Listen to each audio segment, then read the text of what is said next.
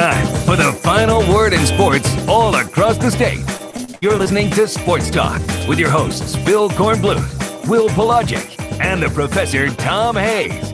You've been waiting all day, so join the show now by calling 800-956-7266. Disappointed 2 Saturdays in a row at home against a real good team, and both times headed into the last media timeout. The game's in the balance, and we're playing pretty good, and both times we just get out toughed coming down the stretch. That's disappointing. Obviously, it's a difficult turnaround for us. We've had a hard time playing with against lately, so we got to figure some things out here and need a really good mental preparation day to get ready to go for tomorrow night's game. And tomorrow night's game is indeed here. Good evening, everybody, and welcome into Sports Talk, South Carolina Radio Network. Phil Kornbluth up at Clemson for tonight's ACC tilt between the Tigers and the North Carolina Tar Heels. Will be a packed house across the street from me at Littlejohn Coliseum. I'm actually over here at the McFadden building inside the Sports Information Office, where we could have some calm and some quiet for a little bit before I head over to Littlejohn at about 6:45. Will Pelagic, Professor Tom Hayes, back at the studios in downtown Columbia. So big one tonight, guys. Just a couple of weeks ago, they played in Chapel Hill, and we all recall how Clemson fell behind late in the first half, early in the second half, fell behind big, then went on an incredible shooting spree, hitting 15 consecutive shots, fought their way all the way back into it, never could tie it up or take the lead, and then North Carolina held on to win again in Chapel Hill. Now, the Tigers haven't beaten North Carolina very much anywhere on earth, but where they have won the most is here at Clemson. And so the home court, the friendly confines, whatever, guys, this is their chance to even things up this year with the Tar Heels. It is their chance, but they're going to come in incredibly shorthanded, and even more shorthanded than we thought they would, because Mark Donnell was put in concussion protocol, according to what Brad Brownell said on yesterday's ACC teleconference, and it doesn't look like he's going to be available for tonight's contest from a multitude of published reports that are out there. We still haven't gotten anything official from Clemson as far as that's concerned, but if he's not available, that just makes what is already a diminished front court for Clemson even more so diminished, and it puts a lot more pressure on Elijah Thomas and Amir Sims and David Skara to get things done. Somebody like a Scott Spencer will have to step up. Malik Williams, who played some minutes as well against Georgia Tech. This is a precarious situation against a front court in North Carolina Pro that, as you know, can really take advantage of mismatches inside. Yeah, but for Clemson, the key is rebounding, and the key is getting to the free throw line. If anything, this team has been successful at this year, which has been a deficiency over the years for Clemson, is not only getting to the free throw line, but hitting free throws. But they're doing it this year. And this has to be a guards game, in my opinion, Corn. You've got some veteran guards. You're at home. Drive the ball, and feed the post. You got to do it to keep North Carolina at bay. And Roy Williams is already complaining that this is his worst defensive team. Clemson proved to him that he's right. They are bad defensively. Go right at them. Well, we saw what Clemson did with them in the second half the other night. The problem was Clemson couldn't stop North Carolina up in Chapel Hill. The Tar Heels shot 65% in the second half of that game. So while Clemson was red hot offensively, they didn't play the kind of defense they needed to have a chance to come from behind and pull that one out. Piece of news on the Tar Heels as well. Their freshman guard, Jalik Felton, from actually Mullins, South Carolina, ended up playing his senior year at Gray Collegiate in Columbia. I would say seldom used backup guard. He gets about 4 or 5 minutes a game. He's been suspended indefinitely by Roy Williams for no particular reason given on that, but that will cost them a little bit of help in their backcourt. Seventh Woods, as far as I know, I think he is still out. Haven't heard anything otherwise about that. So they'll be missing a couple of guys in their backcourt.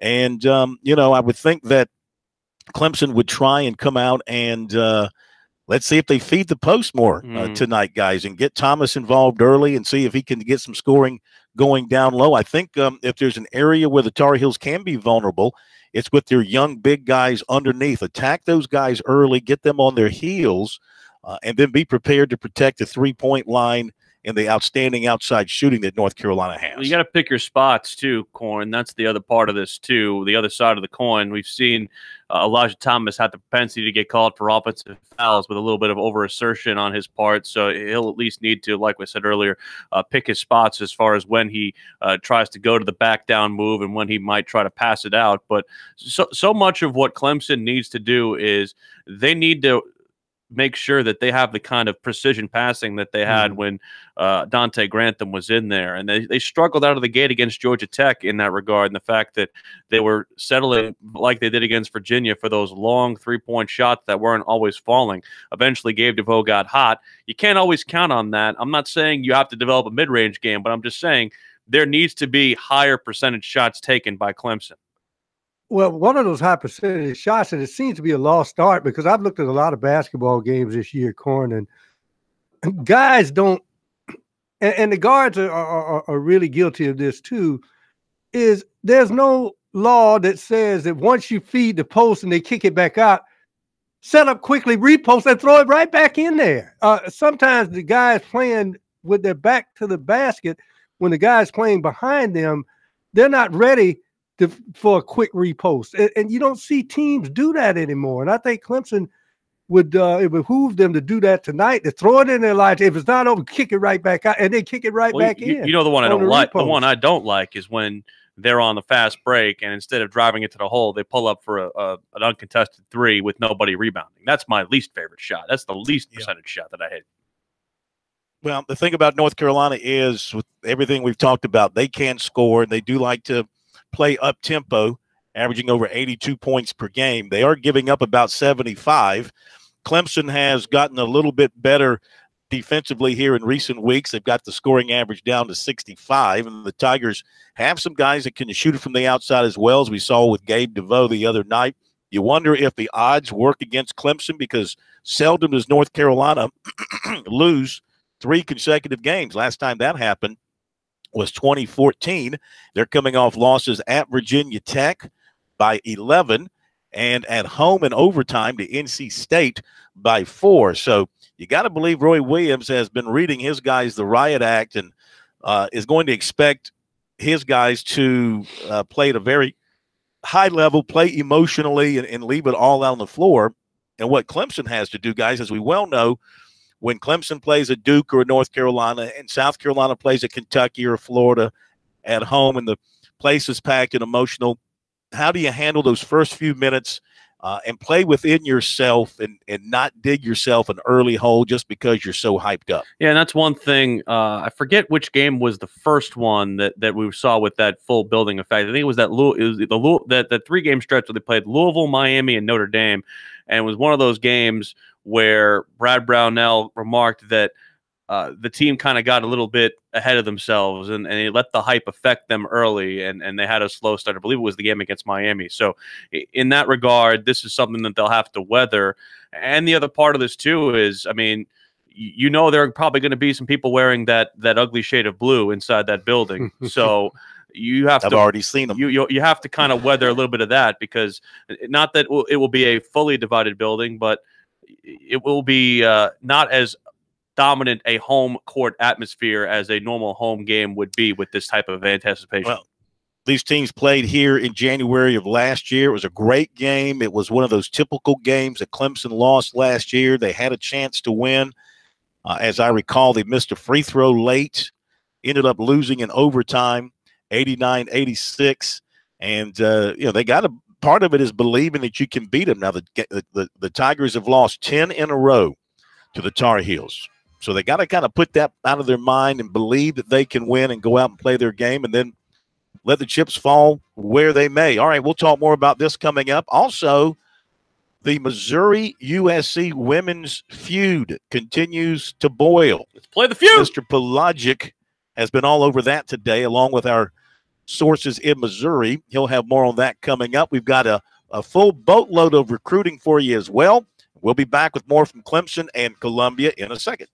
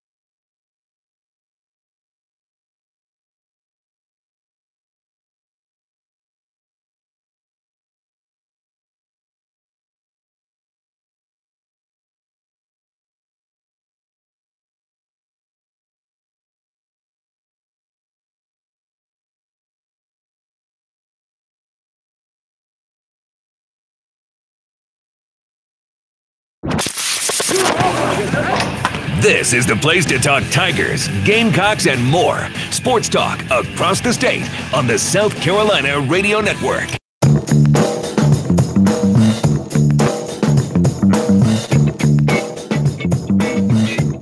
We are back. Sports Talk, South Carolina Radio Network. Phil Kornblut up at Clemson tonight. Will Pelagic, Professor Tom Hayes back in our studios. If you want to join us, 800-956-7266 is our phone number. Email talkback at sportstalksc.com. On Twitter, make sure you sign up to follow us there at SportsTalkSC. Be sure to join me tonight from Little John Coliseum on our Twitter feed as we provide you with statistical insight and other information as the game plays out. And then after the game, we'll have the post-game remarks from the Clemson locker room for you on our website, sportstalksc.com. Recruiting coming up in just a few minutes. I'll be leaving you at 6:45, so we'll get recruiting in before I take off. Now, Will, one of the people in Missouri complaining about now regarding the matchup between their women and the USC women. Well, I had alluded to this a little bit yesterday on the program, and our colleague in Missouri, I say colleague as the term loosely, our friend Bill Pollack, who is the sports director for the Missouri Sports Network, very similar to what we have here, our Learfield colleague, also heard independently about the allegation that there were South Carolina fans who were allegedly spitting on the players of Missouri as they were exiting the floor on Sunday following their 64-54 beatdown that the Gamecocks laid on the Tigers on Sunday. And yeah, I said beatdown, because there were more than a couple of fisticuffs thrown in that brawl on Sunday. But independently, we both heard the same thing coming from people who were there. Neither you nor I were there, so neither of us can really comment on it. We did have somebody, a correspondent there. I talked to him earlier today. He said that he really didn't notice the allegations that they were making, but Robin Pinchton was asked about it by our colleague Bill Pollack, and this is what she had to say about what transpired post-game with her players leaving the floor. Let me choose my words wisely. I was really disappointed with some things that transpired. There's no place in our game for that. Fans got to be better. Fans got to be better all around. Our side, their side, everybody's side. Fans got to be better. These are daughters, playing a game that they love to play. And there's certainly some things that were really unfortunate that transpired. Not only just verbally and some other things that you alluded to. So it's really unfortunate. But it was, you got two fan bases that are passionate and just got to clean it up a little bit. That's Missouri head coach Robin Pinchton. Now, I'm going to also choose my words carefully here because I'm caught in a bit of a rock and a hard place here. I used to do games for Missouri women's basketball. I know Coach Pinchton very, very well. I would say our relationship is not nearly as much as it was now that I'm here and now that I no longer do games for them. So what I will say is this. I don't think that she is lying about South Carolina fans spitting on Missouri fans. If that actually did occur, it's very much like the South Carolina and Clemson thing with the trash. It's reprehensible. But I will also say this. Do not underestimate the fact that this could be done to kind of give a little bit more juice to this enmity that currently exists right now between these two programs. You say you've done games for her. Yes. Does she have any daughters? She has two sons. Oh, two sons. Okay. She has two sons. She has one son. She has one son, Blake, and then she has another son who has Down syndrome. Actually, suddenly these girls who throw elbows and set strong picks and push and shake their rumps around, they're daughters all of a sudden. I don't know how you feel about this, Corn, but this to me, again, I know she's trying to do the right thing and not completely blow up the spot here. But if something actually happened, don't be vague about it. Actually say something. No. Mm-hmm. Yeah, I always believe in getting to the point. I don't. I mean, Dabo Sweeney legit came out and said they threw trash on our players, and I think Robin's kind of dancing around it here. Well, you could see it in the football game. You could see the bottles coming out Right. of the stands. And now I think you said that the fans spit on Missouri fans. Did they spit on Missouri fans or spit on Missouri players? Players. Yeah. There's no room for that. There's no place for that, of course. And I would hope that as they were leaving the floor, they were spitting down. And of course, they go through the tunnel. Right. They go through the tunnel, and the fans have access. They lean over the railing, and they can yell at the players, or whatever the case may be. So, if indeed that happened, there's no place for that, obviously. No. And I would think that if Ray Tanner or the officials at USC are aware of that and alerted to it, that they would try and investigate it and see what they could find out. But you can't do that. But besides all that, as disgusting as that is, we have indeed a full-blown rivalry going on here between South Carolina and Missouri in women's basketball, which is, on the one hand, just flat out, it's good. I mean, you need a little fire, you need a little rivalry, need a little smack talk going on, and South Carolina's the king. Well, I guess I should say the queen of SEC women's basketball right now, until knocked from their perch, and Missouri's up and coming, and they're trying to draw their line in the sand when it comes to the Gamecocks and beat them in out there. USC returned the favor here, so I got a feeling these two, the way things kind of work out karma-wise, I got a feeling their path are going to cross again at least one more time before this season's over. And again, let me make myself perfectly clear, and I'm in no way saying that what Robin is saying and what people who have talked to both me and Bill and other people who have been talking about this alleged spitting incident or incidents, saying that this is a fabrication. But what I am saying, she is using it, I think, to the advantage of Missouri to increase their profile in a way, because they want they still, and I know this from talking to fans there, they still feel like they are I don't want to say second tier member, but a preliminary member, if you will. Like they still don't feel like they belong in this conference yet. And there are a lot of fans that tell them that they don't feel like they belong in this conference still. So I think they're trying to find any way to increase their footing and increase their foundation inside this conference. And maybe taking a stab at the top dog is how they think they can get that. Well, here's the interesting part. We'll see how the behavior is on Thursday. Against UConn? Because number 2 Mississippi State comes into Missouri. Yes. On Thursday night. Right. And let's see how they treat the number 2 team and the team that lost in the championship game, national championship game, to South Carolina, and see if the Bulldogs get the same treatment that the Gamecocks got when they ended in Columbia Mode. Well, I will say this, and I will fully take shots at my alma mater for saying this. They do not support women's basketball near to the level that Gamecock fans do. The fan base there is, I'll just say it's poor. It's very poor, and they don't really turn out for really anything except for maybe men's basketball when they're playing, a Kentucky or stuff like that. It's very, very hard for them to sell out that building now. They used to sell it out all the time for men's basketball on Big 12 days, and they've never had a draw for women's basketball. It's better than it's been, but I doubt that they get the kind of crowd, the representative crowd that, say, South Carolina would get for not only UConn Thursday, but for Mississippi State if they were to play here. I know that Mississippi State, that game for South Carolina comes up this weekend, but that is in Starkville. Yeah.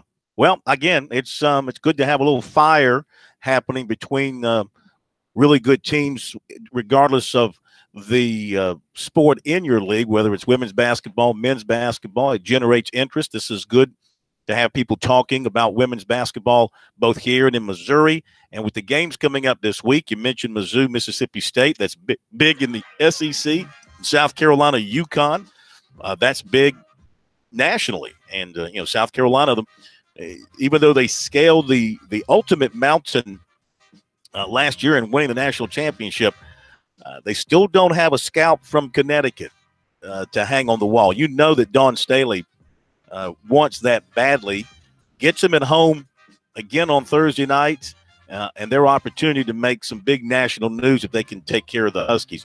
We'll be right back with more from here at Clemson and Columbia.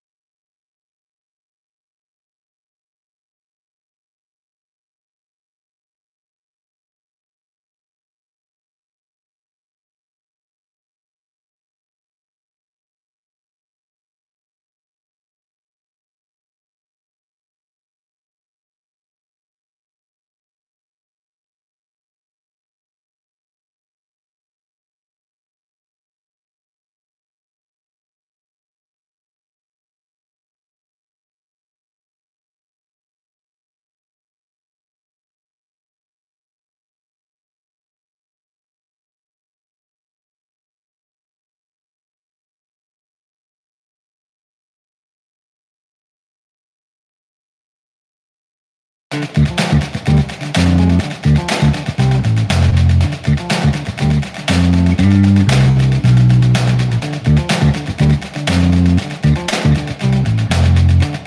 back. Sports Talk, South Carolina Radio Network, here on a big Tuesday night here at Clemson. Tigers and North Carolina going to tip it off just a little bit.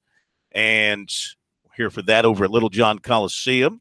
Of course, tomorrow night, South Carolina at home against Mississippi State. And then Thursday, USC women at home against the Connecticut Huskies, guys. So it's a big week for college basketball as we head into February. We wrap up recruiting with signing day coming up a week from tomorrow. And really then basketball in this area, in my mind, moves to the forefront with the race to the end of the regular season and the attempt to position yourself for postseason play. The one thing I found interesting from what Frank Martin said yesterday is how he kind of tried to temper down a lot of the NCAA tournament talk. I think that, if anything, he should be trying to ramp that up, because this is the time of year where you start to talk about, resume building and building your case, and coaches turn into more like politicians than they do actual basketball coaches, because everyone wants to make their pitch to the NCAA tournament committee, and they will get more opportunities over the course of the next couple of weeks to try and get resume building wins. But like a game for them like they have tomorrow against Mississippi State is one where this has to be part of that foundation. This has got to be a baseline victory. Not to say that Mississippi State is better or worse than them. They're basically on level pegging. They have around the same overall record, and South Carolina has one game better than them in the SEC. This is one that you got to defend the home floor, man. Well, I think in my mind, all coaches know that when they talk to the media sometime, they're trying to talk to their players. And I'm not so certain that Frank Martin, after looking at his crew play 2 games at home and getting stuck in the hype of packed crowds, that his team can handle talk of NCAA tournament. So I think that's why one of the reasons he's laying off it. All right, let me give you the recruiting report for tonight. Got a lot of news for you. Because things are winding down, and we're sort of focusing on the same players now over and over again, those remaining few who did not sign early, who are still out there to fill in some holes here and there for various teams, including USC and Clemson. So let's update you on what we know on some things here. Offensive lineman Dylan Wanham of Tucker, Georgia, of course, keeping a close watch on him. Made officials to Tennessee, Auburn, and last weekend to USC, and plans to make his decision before National Signing Day after one more round of conversations with the 3 head coaches. Auburn's coach Gus Malzahn met with Wanham and his family at his school on Monday. That was his in-home visit. They did not go to the home. They did it at the school. According to his mother, they just talked about basic recruiting stuff. Nothing out of the ordinary, she said. The meeting lasted about an hour and a half. Auburn assistant coach Larry Porter sat in on the meeting tonight at the home. Tennessee coach Jeremy Pruitt will be in for his visit. Will Muschamp of USC will be in later in the week, either Thursday or Friday. Now, Wanham had hoped to make a decision before the weekend. His mom said it might take a little longer. He's going to think about it over the weekend and probably have something before signing day, definitely before signing day, but it may not happen before the end of this week. USC was supposed to visit defensive lineman John Mincy of Homerville, Georgia, tonight to watch his basketball game. That visit has been moved to Friday, so the Gamecocks can get the last visit with him. Ole Miss was in yesterday with head coach Matt Luke, his entire defensive staff. Tennessee head coach Jeremy Pruitt is to be in tomorrow. USC's Travaris Robinson and Lance Thompson are scheduled for Friday. Will Muschamp has had his in-home visit. Mincy 50-50 between the Gamecocks and the Vols. Florida State and Ole Miss are seeking a visit this weekend. It's possible he will take one, but not likely considering his basketball schedule and the fact that they have a chance to win a region championship. He could have a decision this weekend, or the process could roll over to next week. As far as defensive back Mario Goodrich of Lee's Summit, Missouri is concerned, he has made his decision, and he has told the school of his choice. He will not reveal his decision until National Signing Day at his school early in the afternoon. They'll have a ceremony there. They're still working on the final details. Clemson, Georgia, and LSU were the final choices. He took officials to all three. Dabo Swinney was in yesterday. And so his decision is made, and we'll have to wait and see what he decides on. He has not indicated to anybody outside of his family and the school that he chose, which school it is that he did choose. According to Tiger Illustrated, Clemson plans to bring in defensive back Trayvon Flowers of Tucker, Georgia, for an official visit tomorrow. Flowers is a former Kentucky commitment as a baseball player, and his football skills improved, and he got more interest in football as he played football for the first time as a senior. He had signed for baseball with Kentucky. They let him out of that, and so now Clemson is recruiting him. Tennessee has been in on him as well. He wants to play both sports in college, and Clemson is on board with him being able to do that if he so chooses, if he desires to play both sports.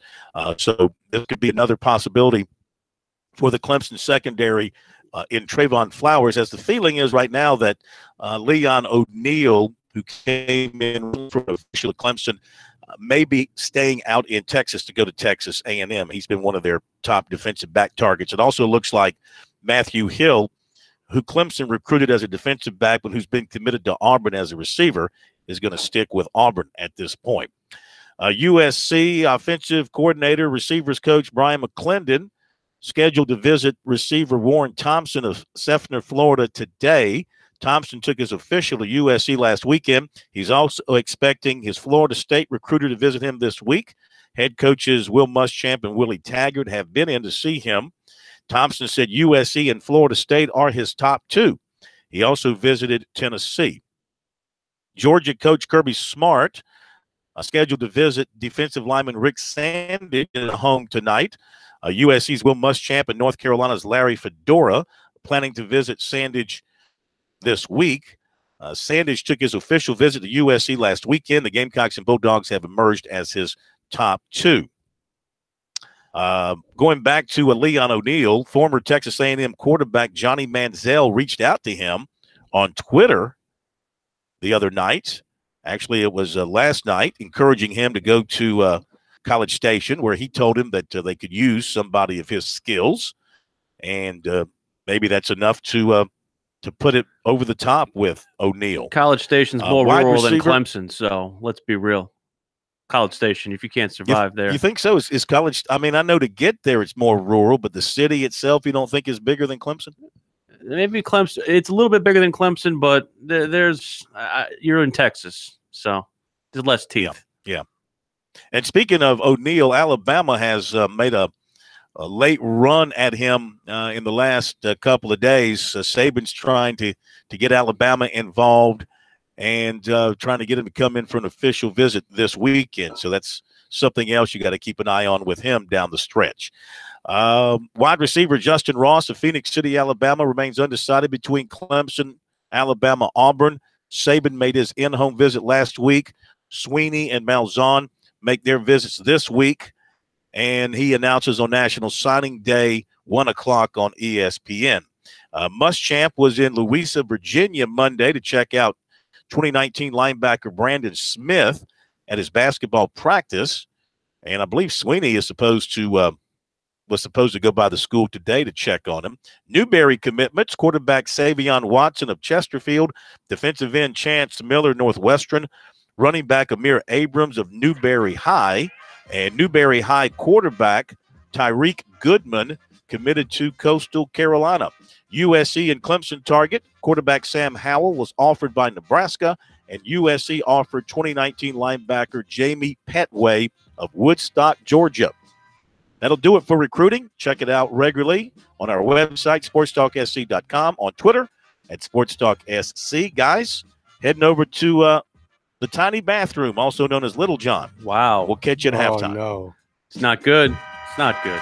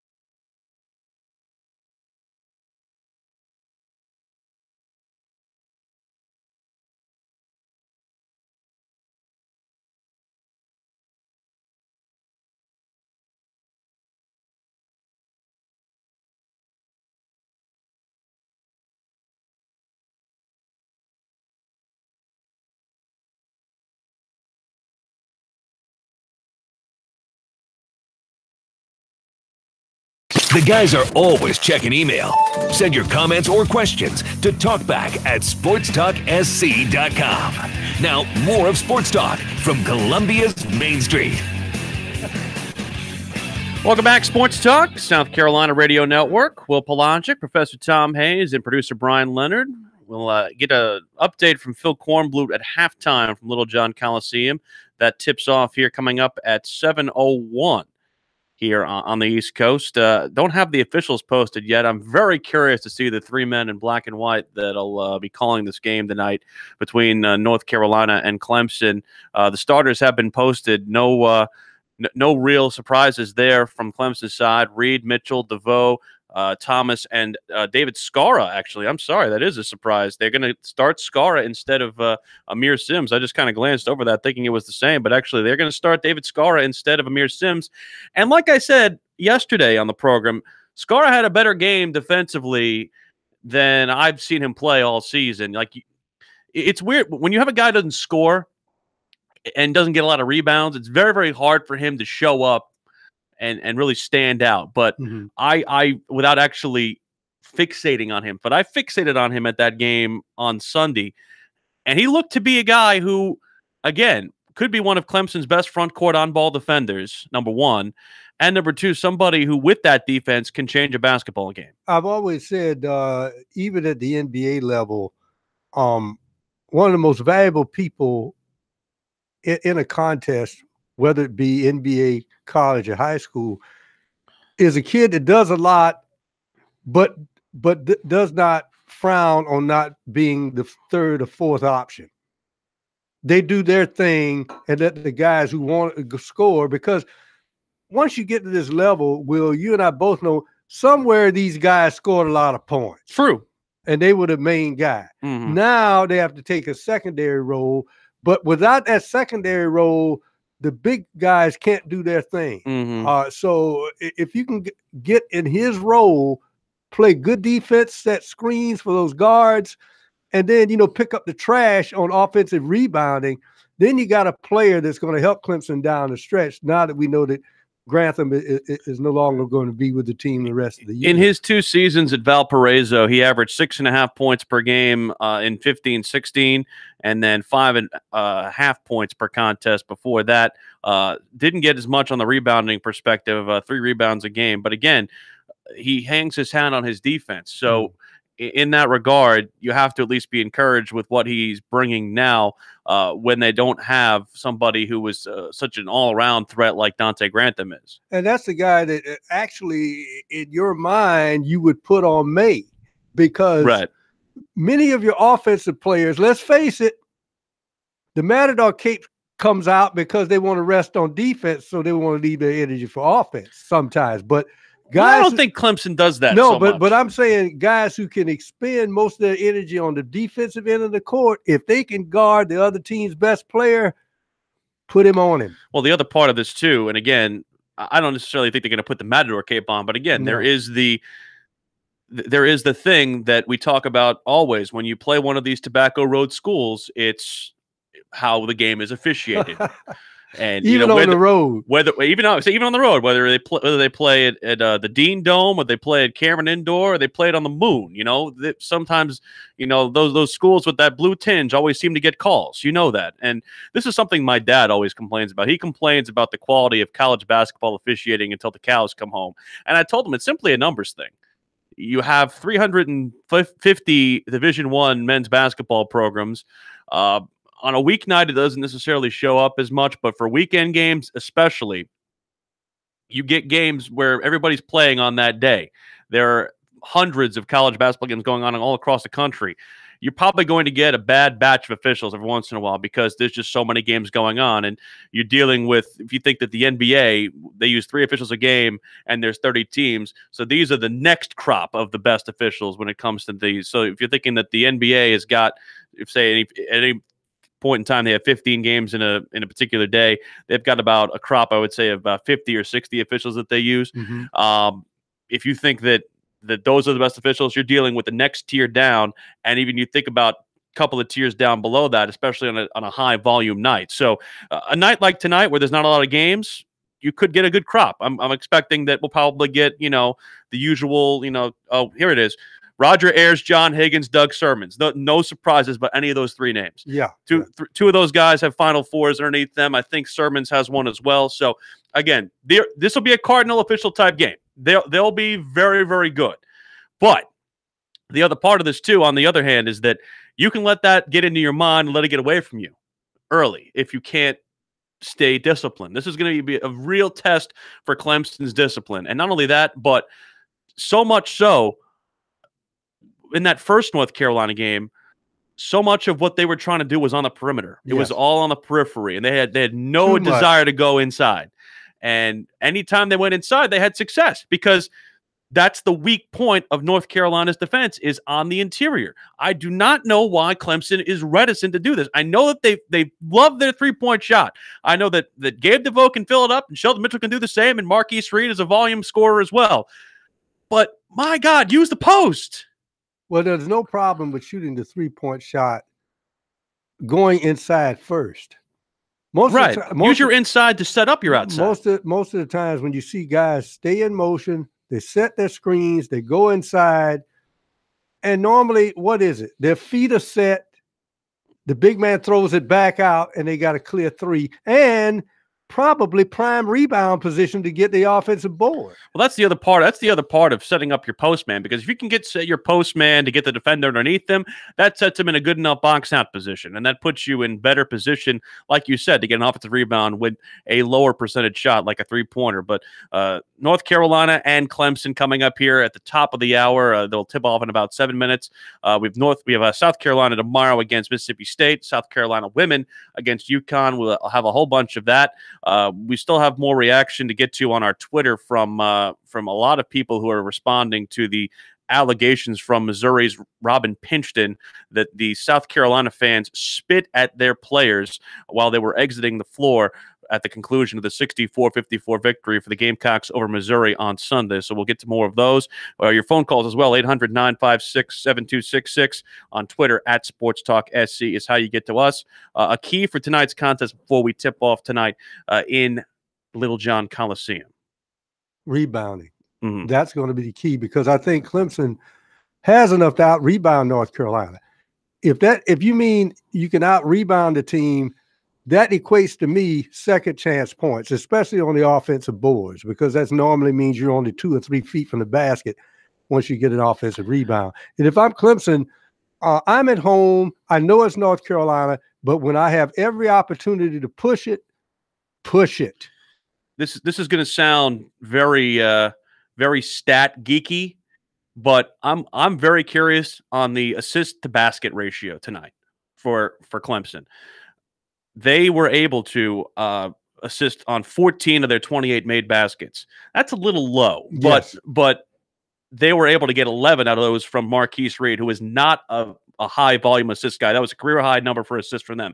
If Clemson has a basket to assist ratio of 2/3 or higher, as in 2/3 of their baskets are coming off of assists, they win the basketball game in my mind.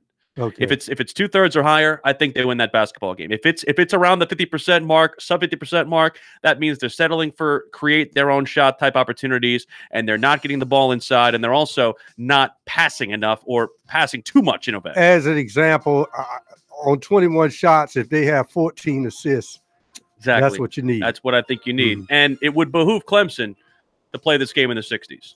You can't win this game in the 70s, I don't think. And, of course, Clemson is one of, I guess, teams you can count on one hand that are undefeated at home so far this year at 11-0.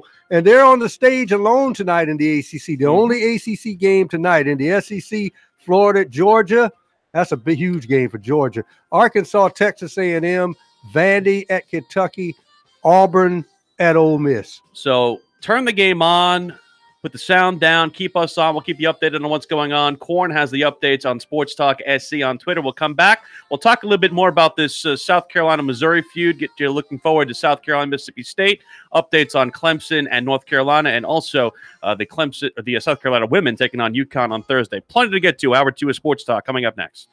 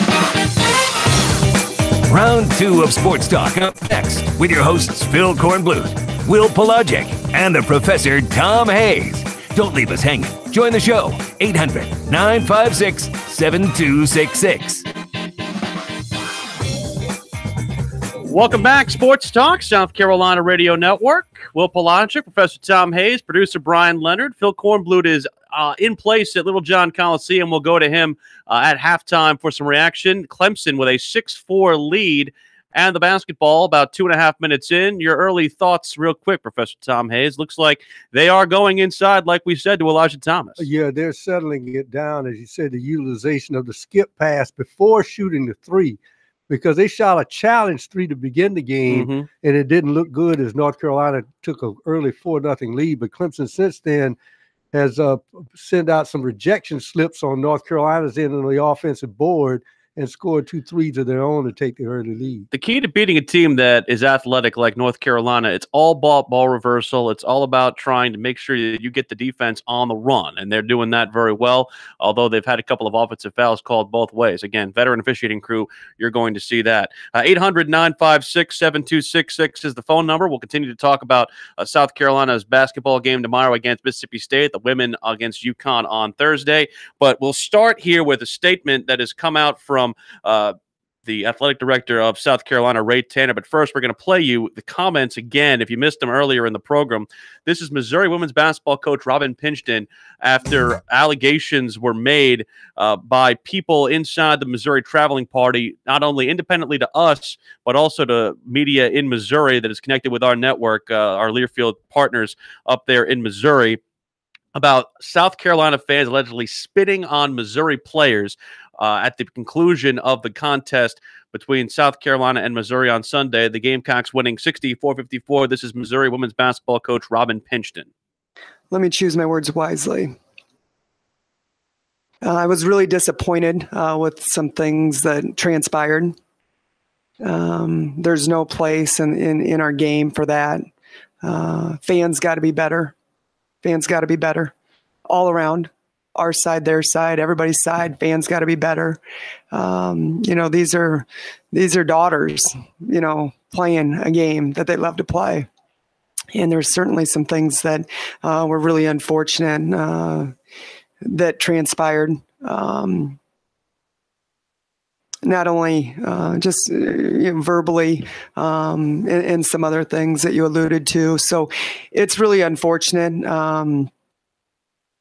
But it was, you got two fan bases that are passionate and just got to clean it up a little bit.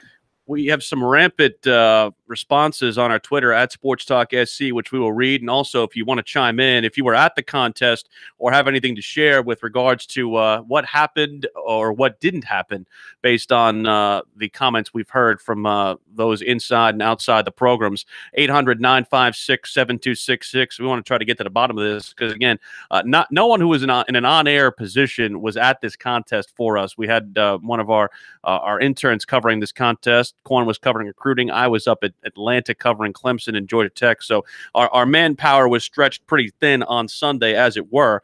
And the person who was covering the game for us, our Stockton Burke, told me that he did not have, didn't see any of these alleged spitting incidents that are being talked about. But we do have a statement fresh off the press from South Carolina Athletic Director Ray Tanner regarding the fan behavior at Sunday's women's basketball game. I'll read the whole thing. The commitment to a secure environment for everyone at our home games, including fans, student athletes, coaches, and staff from the home and visiting teams, is of the utmost importance. In anticipation of this rivalry game, the athletic department provided security for the Missouri basketball team above its standard operating procedure. Upon hearing the accusations regarding our crowd's behavior towards the Missouri team, the athletics department conducted a review of our operations from the game, including interviews with staff and security personnel. In this review, we received no confirmation of the alleged behavior directed at the visiting team by fans at the game. Wow. Punch back from Ray Tanner. We got a brouhaha. We got a rivalry now. How about that? I like that. I like that from Ray Tanner. I like that a lot. Well, because again, if this happened, reprehensible, bad, not good. Like the thing we saw from the South Carolina fans at Clemson, or in the Clemson game at Williams-Brice. intolerable, not good. And you saw the bottles being thrown. Like, this is not something that was alleged and not seen. Spitting is another thing, okay? Because you can't, it's very hard to appropriate, and it's very hard to actually, give some credence to it. And this, according to Ray Tanner, he has no evidence of this. So now we have a war of words. We have a he said, she said now, literally. Well, one of the things I can tell you is that when people want to defend their position, they will see things that on the surface that they think they can say and believe.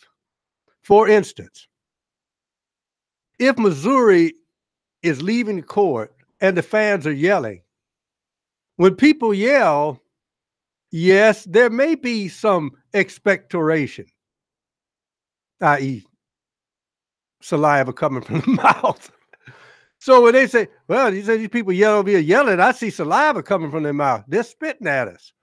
Well, no, they're not. They're yelling at you because they hated what you did up in Columbia Mo, and they're giving it to you here in Columbia SC. And then you stretch it out from there and say somebody spit at you when they probably weren't. And some of the people in the crowd, you better be a good watermelon seed spitter to spit from some of the distance she's talking about. What's the old Seinfeld line? That's one magic loogie. That seems to me like that's what Missouri is alleging here. Some of the comments from those who either were there or are just providing us commentary at SportsTalkSC.com on Twitter rather. Alan says, "Don't be a sore loser. Lose with class. If they spit on them, that's wrong." Though he does say. This is from the Erter on Twitter. Did their coach also discuss her players' extremely dirty, unsportsmanlike, and dangerous actions on the court in both games this season? One guy, Andrew, says, "This is baloney. How in heck can anyone spit that far from seats across the bench floor to hit a player?" Again, I don't think that was anything that was alleged. I think this is more involving the tunnel. Even if you ran up to the floor and yellow security jackets, you would get removed before spit got out of their mouth. Missouri is so pathetic and classless resorting to this. Kiss our blank, Mizzou. Whoa. And then he says, ask the Missouri and radio and media guys about calling our girls thugs prior to the game. That is not an accusation. That's factual audio. Missouri trying to defame Dawn and program by taking the talk away from the game itself, or by taking the talk, away from the game itself. That is what classless and dirty second-tier teams do.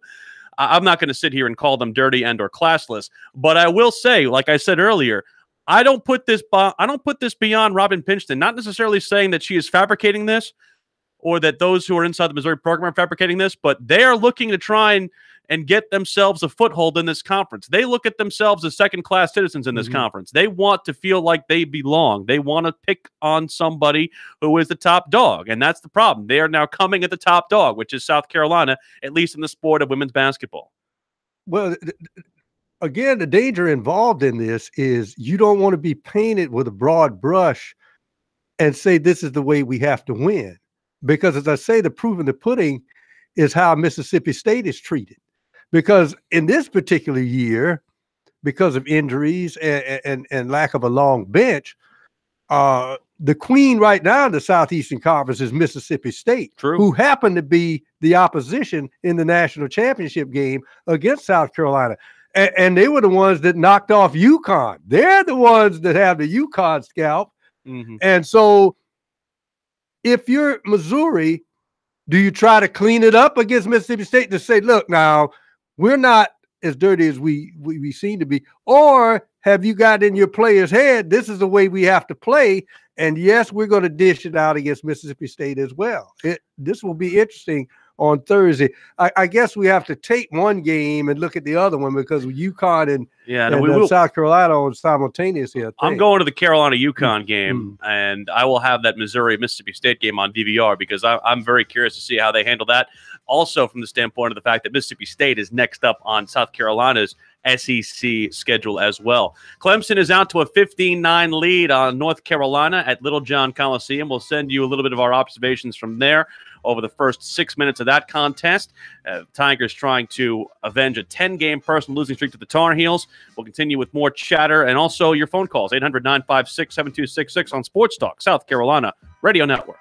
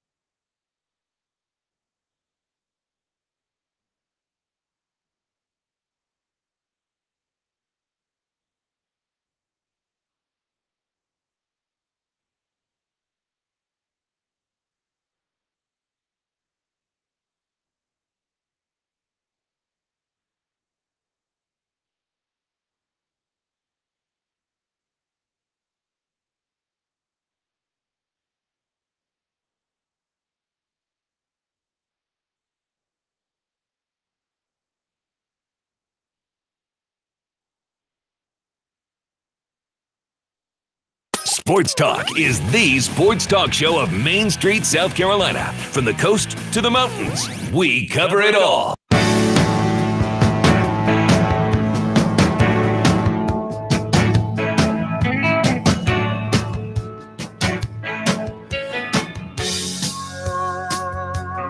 Welcome back, Sports Talk, South Carolina Radio Network. Well, if you thought the war of words was over, guess what? There's more. Apparently, Jim Sterk, Missouri's athletic director, has fired back from the comments he made apparently earlier on a Columbia, Missouri radio station. He was had a earlier scheduled interview with the flagship station, the Missouri Tigers in Columbia, Mo, my old employer, coincidentally enough. And apparently he called out Dawn Staley by name personally on the radio interview. So we're working to effort you those comments here. So this will be something on their affiliate there, KTGR. We will bring you those comments. And again, man, this is getting ugly, man. Well, this is not good. This is the case where Ray Tanner says, I handle this. You're above this, Dawn. You're our Olympic coach. Right. You don't need to be dealing in the dirt. This is muck with these people. By the way, dealing out of the dirt is Clemson. Right. Clemson, 46.7% from the field, 63.6% from 3-point. And yes, you guessed it. They've got a 9-point push against the Tar Heels, who are shooting only 38.5% from the field after they shot, I think, over 50% for the game up at the Dean Dome. 21-12 is the score, 11:36 to play. They're at the second media timeout. They are picking up, Pro, right where they left off at the Dean Dome last time these two teams play, at least from the second half performance that they had where they hit 15 consecutive shots, but still fell short. And the reason they fell short had nothing to do with their second half. It had everything to do with the fact that they dug themselves such a hole in the opening half that they just could not climb their way out of it. 800-956-7266 is the phone number. Let's go to Glenn, who's calling us from North Charleston. Glenn, you're on Sports Talk. Good evening. Yeah, man, it's better than politics. Well, I was just wondering, did a camera happen to be there and take a picture or something and let that be the evidence? Or is that Ray Tanner's next step is to do a review, and is there any way to penalize fans that participate in such activity? I mean, by the referees. That's a very hard thing to obtain via video evidence, just because, again, from the TV copy, I mean, you don't usually see the departing shot of the team that way. So I don't think they have anything on the TV copy that they can draw from. They're doing this according to the statement he gave. He said he interviewed staff and security personnel in that game, and in that review, they received no confirmation. And again, they provided security that was above and beyond what they normally do for a women's basketball game. They anticipated that there would be some, to use the word I used earlier in the show, they anticipated that there would be some enmity between these two programs. And lo and behold, not only the actions during the game, but what has become the fallout post-game certainly has borne that out. But in my mind, Pro, this is, in a way you like this from the juice perspective, but at the same point in time, we're now getting to a situation where we're starting to make some character judgments and character statements against these people because of the fact that we're now having some allegations of fibbery, if you will. Well, yeah, and I think the key point for South Carolina is high road. We got the trophy. When you get to our level, talk to us. Because the only thing you're trying to do now is poke the bear, and the bear is going to hibernate on you. We played the 2 games against you, and we may have to play you in the tournament. But right now, we get ready for UConn. You better get ready for Mississippi State, which is ranked number 2 and undefeated. That's the other part of this. And undefeated, by the way. Right. So, take the high road. You're the Olympic coach, Dawn Staley. Notice she hadn't made any statements. She's supposed to speak to the media tomorrow. I'm wondering how much of that will be dedicated to what has already come out since. Again, we're working on getting you that Jim Sturk audio, the athletic director of Missouri, who spoke on KTGR radio earlier today about a variety of topics. But the hosts obviously touched on this because it was top of mind. I'm working on the SID department, right? Right. I come out. Coach Staley will talk about this tremendous opportunity we have against #1 UConn. There will be no questions. Well, no, that's something. Yeah. Diana, who works as the SID for women's basketball, like for example, earlier this year, Dawn Staley had a similar situation pop up where they had the whole controversy about them not going to the White House, and they allowed us to ask the questions about that, and Dawn responded in kind. But then after a period of time, when the questions started getting repetitive, they moved the line of questioning, if you will, to things involving on the floor. And we will be there tomorrow. I'm going to ask some questions about this because obviously this has gotten a bit of a life of its own. But this is something that it seemed like again, I want to call it pith. I don't want to diminish the allegation, but it seemed pithy to start, and it has only grown more pithy as we continue to go here on Sports Talk here on South Carolina Radio. Brian, I'm going to forward you this just directly here, and I want you to play it from our account here. I'm forwarding you this. This is a Jim Sturk here from the the Missouri flagship station KTGR Radio. Again, he went on with them. And it's in our email. We're trying to talk this through on the air here. Yeah, and while we're talking about that, Clemson is really cooled considerably, and now they're down to 36.8% for shooting, and a lot of them right now. To tell you the truth, there's been about 2 or 3 missed layups. Is it did my eyes see me, or is that Elijah Thomas at the free throw line? They're actually calling fouls on North Carolina in the post. Shock and awe. We have the audio here from Missouri's Director of Athletics, Jim Sturk. Go ahead and play that for us, Big. Yeah, it wasn't a great atmosphere. It was really kind of unhealthy, if you will. We had, players spit on and called the N-word and things like that. I mean, it was not a good environment. And unfortunately, I think, Coach Staley promoted that kind of atmosphere, and it's unfortunate that she felt she had to do that. Jim, look in the mirror, man. Look in the mirror at your own program, man. I mean, come on. First off,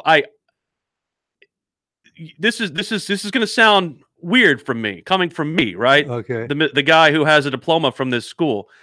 The athletic director has done some things over the last couple of days that I find reprehensible, including firing the softball coach, which is a completely separate issue I'm not even going to go into. But he's already not a favorite in my mind. This is low. This is the head coach of the Olympic basketball team for the United States. Are you calling out the character of Dawn Staley? Who are you, Jim Sturk? Come on, man. That's stupid. That's low. Unbelievable. That is low, man. That's why if you're South Carolina at this point, high road, baby. This is stupid, man. And I, you know what?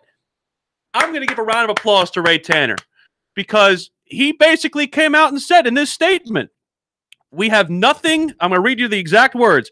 In our review, we received no confirmation of the alleged behavior directed at the visiting team by fans at the game. Boom. Mic, drop, game, set, match. Missouri is coming off very petty in this. I am sorry. Yeah, it is. They're taking shots at the national championship team. They're taking shots at the Olympic. They want a seat at the table. I understand that. They want a seat at the table. They want to be in. They want to be in the, in the limelight. Mm-hmm. They're a top 15 team now. They want to feel like they have a little juice. And they want to try and create and manufacture this rivalry. Well, guess what? Message received, I think. Would you say? Message has been received, but one more message will be received. In Nashville? And that's when Missouri gets a call from the commissioner of the SEC, Greg Sankey, about, look, you just said something about one of the gyms we have in the Southeastern Conference, the Olympic coach for the USA women, and you will walk this back. I would be very interested to see if this conference gets involved here, because this is getting ugly. Yeah, it is. It is. Clemson still leading against North Carolina. We'll have more notes on that when we come back here on Sports Talk.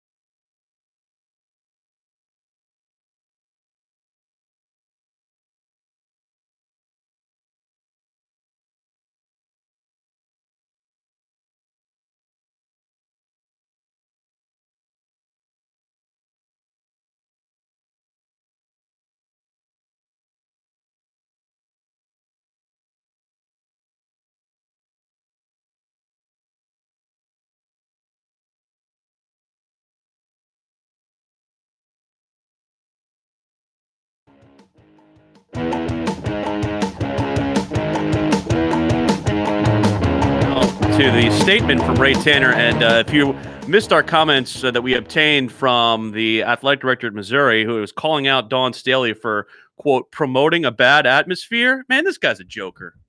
This guy is a straight-up joker, man. I have no other words for it. He sounds like a joker. It sounds very low. This is my alma mater. You're sounding like a bunch of little wimps. Bad? Is it bad? Is it bad that I'm saying that? Tell me I'm wrong. No, you're entitled to your opinion. And in South Carolina, I'm telling you, take the high road. That's why Ray Tanner has grabbed this by the throat and sending a statement out. He's a G, man. I love it. Clemson is a G right now as they're up 30-17 with the basketball, 6:10 to play first half. Again, I know we've kind of been focusing a lot on the Dawn Staley, Robin Pinchton feud here, but a moment on these Tigers who, I mean, this. See, here's the real issue with the way college basketball works, and this is something I take very, very much of an issue to. So much of what you do in college basketball is built on a reputation that is centuries old. Well, not centuries old, decades old. North Carolina obviously has a very highly entrenched basketball reputation. A lot of that's built over the years of Dean Smith. It's been furthered by Roy Williams. They won the national championship last year, yada, yada, yada. We all know this. But Clemson has had quality victories this year before tonight. If they get one tonight, they have quality victories. If they get this one, this sends a message that this is a team that's for real, even if it is a home victory against North Carolina in your own building. Hey, they've lost 10 in a row to North Carolina, and they're tired of it. They're playing great defense. North Carolina is not playing great defense. Clemson is scoring inside and out. And if you would have told me Clemson had a 30-17 lead and Elijah Thomas would have a goose egg on the scoreboard, I would have said you're telling a tale. But he is he's played 8 minutes, but key here is when you look at it in the first a little less than 15 minutes of play, they've got what people will say, well, that sounds minuscule, but it's not. They've already got 6 points, 5 rebounds, and 3 assists off the bench for Clemson. And so their guys are doing it off the bench, and the guys on the floor are doing it, with Gabe DeVoe leading the way with 9, with his streak shooting continuing from Georgia Tech, and Mitchell scoring 8. Reed has 5. Scoura has 2 in the ball game. But Clemson is doing it from all over with balanced scoring and stopping North Carolina from getting any kind of foothold offensively. It's very odd to kind of see this all play out just from the standpoint of seeing North Carolina off kilter. And you alluded to the comment earlier that Roy Williams talked about on the teleconference, and the fact that he had this team is playing the worst defense of any team that he's ever had. And it's weird because that is kind of has, I hate to draw the comparison, and people north of the border will get mad at this comparison, but they look like they play defense kind of like Duke does right now. Neither of those teams they both look like they're allergic to defense, and they can get bailed out by athleticism a lot of times, but when you're on a road atmosphere like this, it's very tough to battle back from that. Now, one of the things I didn't like what Clemson did there is, okay, North Carolina settled for a 3. Don't let them take the open 3. Put a hand on their face if they're at the half-court line. I mean, really smother this team like you want to just take their soul. You don't want to just win the ball game. And Clemson's still up 35-20 in this contest. And this is a game that they can blow North Carolina out if they play their cards right. They just play hard. They've got the crowd in it. Use that crowd. North Carolina used their crowd to blow you out, so you serve it on the other end. And so Clemson really playing some tremendous basketball, and this does nothing but really pushes their confidence to another level, considering that they've lost one of their big 5 for the rest of the year. 800-956-7266 is the phone number. You can email talkback at sportstalksc.com and on Twitter at SportsTalkSC, where we are right now uploading a tweet that has those comments from Missouri Athletic Director Jim Sterk that call out Gamecocks head coach Dawn Staley for promoting a bad atmosphere. We also have on our Twitter the statement from Ray Tanner that refutes the allegations made by those inside the Missouri program who say that South Carolina fans spit on Missouri fans at the game. And it's weird. Originally, I was making the comparisons between this and what happened against Clemson, and it doesn't seem like this is a comparable situation because we're having some pushback from the Gamecock athletic director. There was a much different statement provided by Ray Tanner on the Monday after the Clemson contest, and it was almost a statement to the fans to say, hey, we're better than this. This is a situation where he's coming out and he's just calling straight up BS. Yeah. which is again strong. Updated score from Little John: 35-22. Clemson leads. 3:57 to play for a final media timeout. We're going to go to Phil Kornblut at Little John Coliseum at halftime. Looks like time will permit us to be able to do that this time around. Last time we had these two match up, the game went a little bit long, and we were only able to get a couple of seconds out of Korn from the Dean Dome. And of course, we're keeping an eye out on the SEC as well. A huge game for Georgia if they can beat Florida at home, and I think they're up by 5 in that contest, up by 7. Yeah. In Stegman Coliseum at Georgia. So 4 in the SEC tonight. Clemson has the stage to themselves. And why not, having the ACC stage for yourself, which is rare, to serve up a blowout at the behest of North Carolina? Well, this is kind of a hard situation for South Carolina fans between Florida and Georgia, because you have wins for both of these teams. Yes. A win over Florida helps increase your RPI a little bit here. But and Georgia beating Florida at home kind of, I don't want to say it cheapens the victory over Florida, but it certainly changes things from the eyes of the beholder. And, so much of what we've seen over the course of the season for the SEC is they've gotten the benefit of the doubt where they haven't previously in terms of these games because of what they did in November and December and where their conference RPI is, and what they even did on Saturday in the SEC Big 12 Challenge as well. The fact that they were able to split that for the second consecutive year, that was Actually, a very big won thing. 6-4. I thought it was 5-5. I thought it was 6-4. Okay, I'll have to check that. Yeah, but either way, the fact that they had a good showing on Saturday for the second consecutive season allows you to put the SEC in a higher regard than they've been in the past. And that's why you're seeing guys like Joe Lunardi and Jerry Palm have 8 teams from the SEC in the tournament, as opposed to other years when we have been only 5 or 6. And it's weird because that jives with what we heard from the folks in Nashville during SEC Media Days when I was there. They were all saying this is a league that probably can get 8 or 9 teams into the NCAA tournament, and they were all in concert saying that. And a lot of it had to do with what was done by South Carolina and Florida down the stretch in the Elite 8.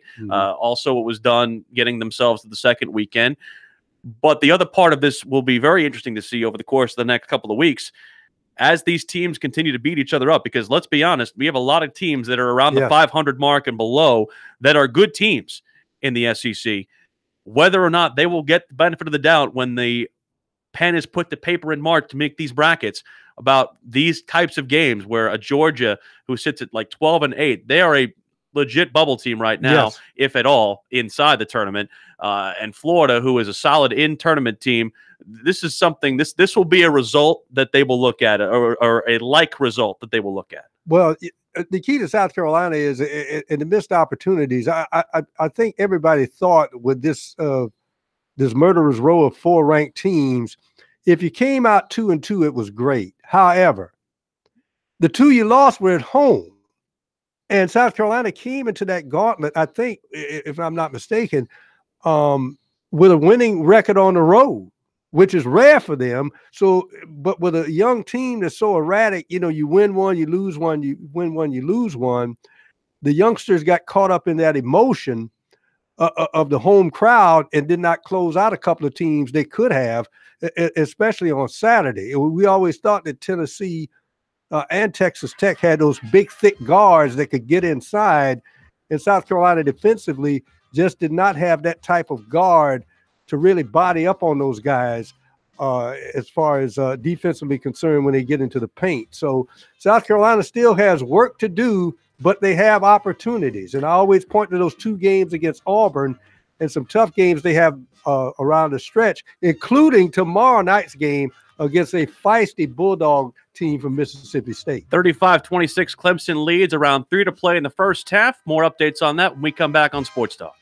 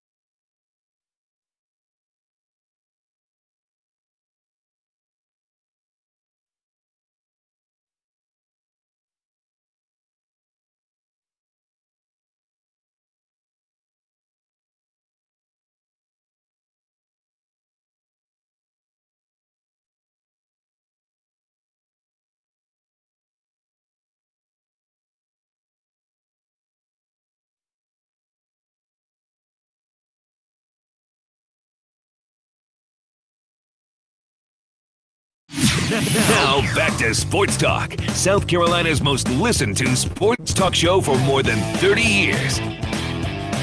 You know, who knew, Pro, that Kurt Roper had to be let go for Ray Tanner to channel him in a statement? Wow. Now you leave Mr. Roper alone. He's out there in Buffalo country. He's in Colorado now. What are they reviewing here in the hoops? Are they reviewing this offensive foul, possibly for an elbow? Is that what it is? It might be. 40-28, Clemson leads with 54.3 to play. John Higgins called an offensive foul against North Carolina. I find this to be, again, odd behavior. Oh, yeah, that is an elbow in the face. That's what they're calling. They're calling an offensive foul there. John Higgins called it right away. You know, John Higgins was the referee who was caught in the middle of that situation with Kentucky fans last year, where the Kentucky fans basically threatened his business, his roofing business in Omaha. So they were basically using a whole bunch of profanity and leaving bad reviews on his roofing business in Omaha, and causing him some financial woes after that deal. And he tried to sue Kentucky fans and also some Kentucky media parts about that. So certainly he's an official who was garnered a lot of attention over the course of the time. He did the national championship game 2 years ago. He was in one of the two Final Four games earlier this year. I think the game that South Carolina had, in fact, their Final Four matchup that they unfortunately lost for Gamecock fans. Score right now, as we said, 40-28, as they have a very, very long review to try and think about this this elbow that was laid on by Sterling Manley on Elijah Thomas. A parsing of the stats here. Shelton Mitchell leading with 11 points on 4 of 6 shooting. The Tigers as a whole shooting 43%. 19 from downtown. That is going to have to continue if the Tigers want to prevail tonight at Little John, Pro. And, of course, the rebounding is key as well in this basketball game, because they're -2 on that. Because North Carolina is not going away. Because good teams look at a score like that and they say 42-28.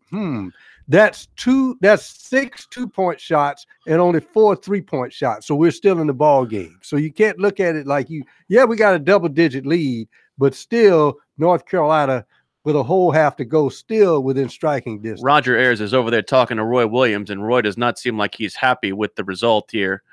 We'll see whether or not they call a more than a common foul. They're going to call a foul that puts Elijah Thomas at the free throw line to end the ball. It's going to call a flagrant one for an illegal elbow there by Manley, and Thomas makes the first free throw to go up 41-28. By the way, not to prove like I'm a soothsayer, Pro, but 9 assists on 13 baskets. There you go. Just saying. That's 2/3, right? Around that. Have it. I'm just saying. I don't say these things by accident, and they don't come true. You know, I'm starting to sound like the guy who sits in here and has white hair. I understand that, but you're starting to sound like an umpire, though. Often wrong, but never in doubt. Yeah, well, that's I've built a career on speaking with conviction, although not always accurately. Clemson has the basketball here with what could be their final possession of the half, as they play here with a 13-point lead. They miss a shot, and now North Carolina has a chance to try and counter here.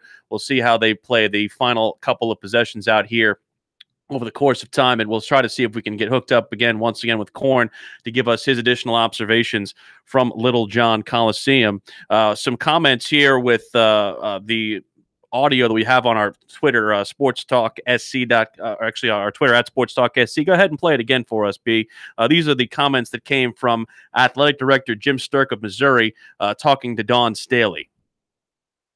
A great atmosphere. It was really kind of unhealthy, if you will. We had, players spit on and called the N-word and things like that. I mean, it was not a good environment. And unfortunately, I think, Coach Staley promoted that kind of atmosphere, and it's unfortunate that she felt she had to do that.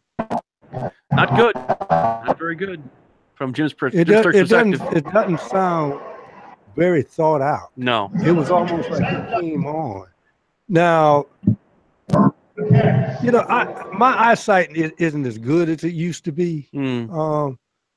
But, I asked the fans, and you look at Dawn Staley and her team, where did the N-word come from? Right. Where did that come from? That's that's why I'm saying it wasn't well thought out. He just came out and wanted to just throw some dirt out there. I think he's just to see if it would stick. Yeah, it's really, I would call it grossly irresponsible, especially after, again, Ray Tanner and his staff made a review. And I'm inclined to believe Tanner here because this is their building. They wouldn't, and again, because they've made statements, counteractive statements in the past when it comes to fan behavior. Again, we saw it happen earlier in the football season. So again, it's not like South Carolina runs from its issues. No, they don't do that. So in that perspective, it certainly happens. Looks like we have Phil Kornblut ready to go here. Korn at the half, 44-28. Clemson leads. Clyde Trapp. It's a buzzer-beating three-pointer. Big game for the Tigers here tonight so far, Korn. They have simple. At least I thought we had Korn. We're having some issues with his audio. I'll try to see if we can get him connected here with us. I don't know if it's good enough to try and see if you can get him on off the air, at least to try to get a stable connection so we can get him at least to talk with us. Just a little bit of what's going on here from a team perspective. Hello, North guys. Carolina 0 for its last 5 on field goals and no points scored in the last 2:25. Korn, can you hear us? Korn, can you hear us? Guessing it's not it's a no-go. Again, full building, Little John Coliseum. Hard to get a stable internet connection inside that building. Understand that that's a difficult thing as far as the technology goes there, so we will try to at least connect with Korn somehow, some way. North Carolina went 0 for its last 5 shooting the basketball. Again, a scoring drought that closed the half at 2 minutes, 25 seconds. They, as a team, shooting just 10 of 34, 29%. You know that's not going to stay the same. No. Here's the part of this that we all know. And if you're denying it, you are blind. You know North Carolina is going to have a run. Yes. They will make a run. They have a run left in them. And you know that they're going to have to make that run, and you have to be able to withstand that run. We have Korn via the phone here. Korn, real quick, we got about a minute and a half. Your thoughts on what you saw? Oh, fantastic first half. You're shooting the basketball by Clemson from deep. My goodness, 10 of 19 from behind the arc, including a three-pointer by Trapp at the halftime buzzer. It's apropos that the Tigers have finished that with a three-pointer. They lead it 4-28, only shooting 44% overall, but 52.6% from behind the arc, 10 of 19. Mitchell's got 11 Tigers. DeVoe's got 9, and it's just been an extraordinary shooting performance. But like we say, be careful. You live 3, you die by the 3. So far, the Tigers living high on the hog with the 3. Not only that, but you have to make sure you withstand, like we were talking about before you came in. You know North Carolina's going to make a run, and Clemson's going to have to stay tough and withstand it when it comes. Oh, no doubt. They've got to be very careful coming out here in the second half. Don't fall in love with the 3. They are shooting it with a lot of confidence, and they've stayed out of foul trouble for the most part. Has one foul at this stage. North Carolina lost Stephen Pinson early in the game to an injury. Like at this point, that he'll be back. Enjoy Red Panda at the half there, Korn. I'm sorry to repeat. Enjoy Red Panda, the woman who does the bowls on the unicycle. She's your halftime entertainment today. Look, I love Red Panda. I've ever seen her drop a saucer. I don't know about Red Panda, but if I'm Clemson, I use the threat of the 3 to funnel that thing inside and maul North Carolina into submission in the second half. Our thanks to Korn for his correspondence. Our thanks to you for listening. Again, we'll have more on, I'm sure, the war of words. We'll hear from Dawn Staley tomorrow, her response to the fracas between the Tigers and Gamecocks from Sunday and the resulting comments that have become such. For Brian Leonard and Professor Tom Hayes, I'm Will Pelagic saying so long for Sports Talk, South Carolina Radio Network.